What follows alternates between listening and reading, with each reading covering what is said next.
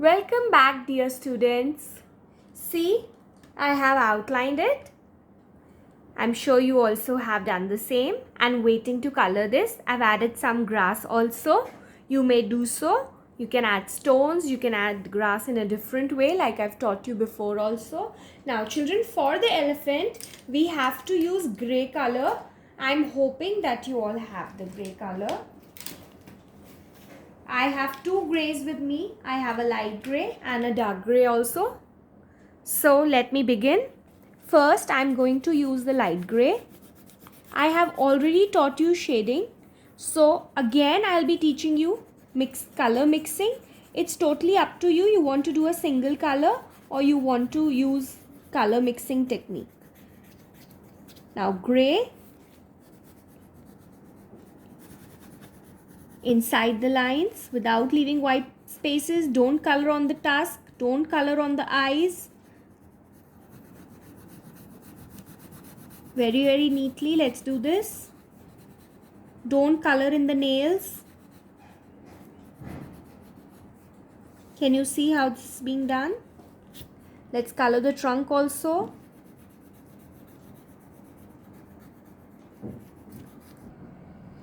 Let's continue.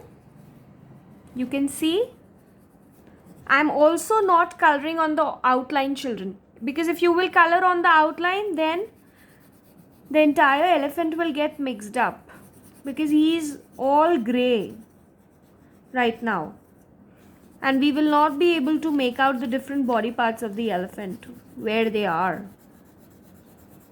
Don't color the ear right now.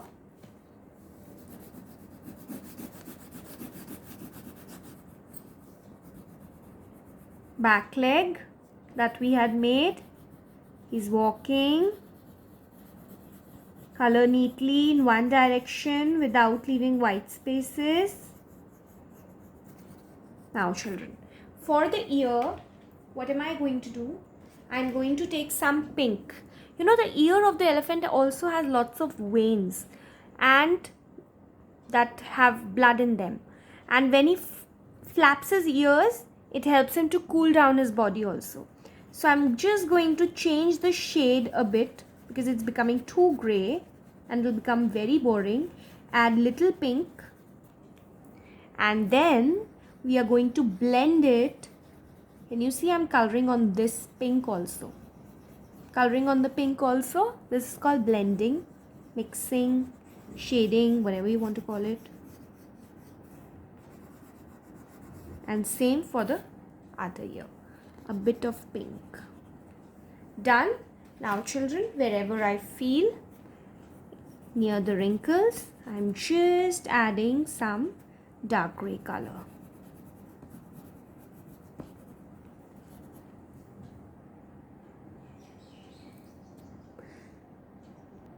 Now the other elephant, I'm planning to do him with a dark gray color.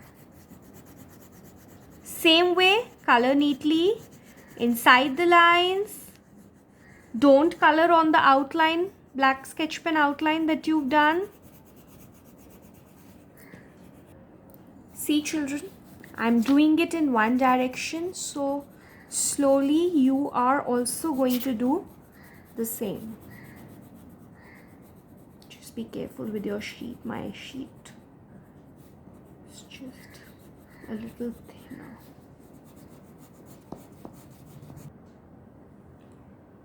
You know, there are two elephant species predominantly, the African and the Asian elephants. And do you know the difference between the African and the Asian elephants? Again, see, I'm doing the color mixing. African elephants are bigger in size than the Asian elephants and the ears are also bigger and similarly their tusks are also bigger. Do you know who was the ancestor of elephants? Yes, mammoths that were there in Ice Age. Wow. And you know, elephants are also very intelligent. They are known to be very intelligent. I'm just taking a pale yellow and I'm going to color the nails with this pale yellow color. Alright children, that elephant at the back is also done. Now it's entirely gray, so again I need to give a shade of pink in his ear so that he stands out. Now what am I going to do? I'm going to take my black color, tail hair, and just, now you have to be very careful if you've already done the black color. The pale yellow again, children, a slight shading of pale yellow in the tusk. Don't do it very dark, just make a light line like this. Now let's color the water in the river blue, and to show the waves I'm going to use a darker shade of blue.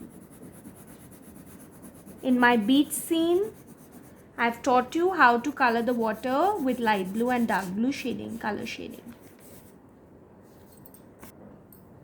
Now let's make the waves. I've taken a darker blue, and the corners she's putting this darker blue.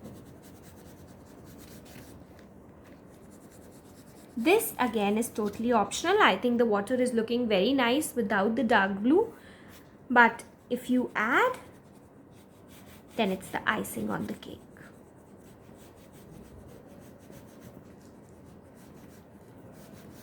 Once you do it like this, we are done. You want to blend it, you may do so. See, this is how we blend.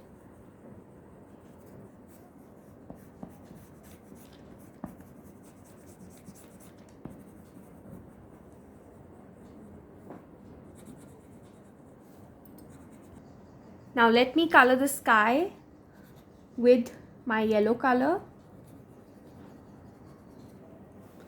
Since I've already used the blue in water, you may use the blue also. It's totally up to you, children.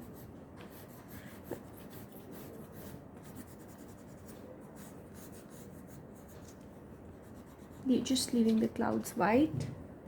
I'm coloring my sun orange, making rays. Now for the bushes, I can take up the green color.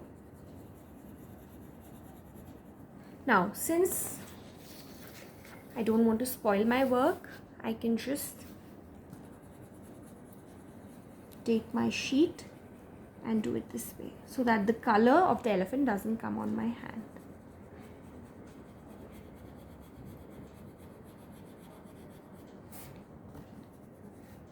Also done, children. Now I want to use the same green color. If you see, I'm using a olive green. It's not a dark green. Olive, you eat olives? Olives are very healthy. We get olive oil also from olives.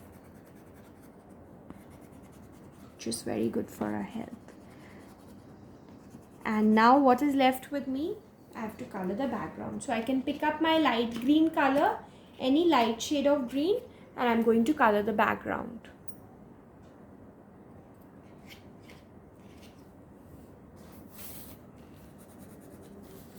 So I picked up a light green color. Elephants love to live near places. They actually keep walking, but they love the riverside and where there is fresh green grass and fruit bearing trees which they can eat because they eat a lot. Students, you're going to color very carefully. Don't color the green inside the elephant. Don't color this green on the bushes because the bushes have a different green color. The grass has a different green color. Very, very carefully in one direction. Neat work is what we are going to do. Fine, now. See how carefully I'm coloring. The green is not going on the elephant. So this way, children, you also have to color carefully. So children, coloring is also done, and this is a nice picture of elephants by the riverside enjoying the cool breeze from the water and the fresh green grass. Hope you enjoyed coloring this. Thank you.